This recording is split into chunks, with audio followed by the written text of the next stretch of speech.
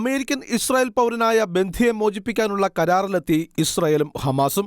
American പൗരത്വമുള്ള Edan അലക്സാണ്ടറിനെയാണ് Hamas മോചിപ്പിക്കാനുള്ള ധാരണയായത്.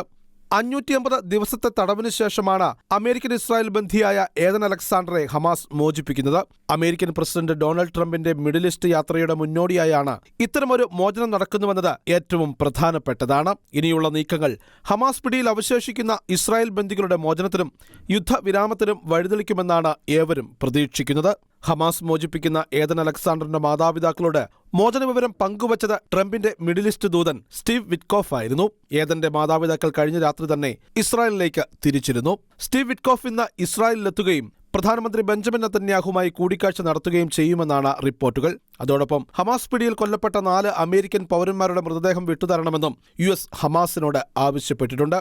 കൊല്ലപ്പെട്ട ബന്ദികളായ Itay Chen, Omer Neutra, Hadi Haggai, Judith Weinstein Haggai എന്നിവരുടെ മൃതദേഹങ്ങൾ ഹമാസ് ഇപ്പോഴും തടവിലാക്കിയിരിക്കുന്ന 59 പേരിൽ ഉൾപ്പെടുന്നു. ആ ബന്ദികളിൽ 24 പേർ ഇപ്പോഴും ജീവിച്ചിരിപ്പുണ്ടെന്നാണ് കരുതപ്പെടുന്നത്.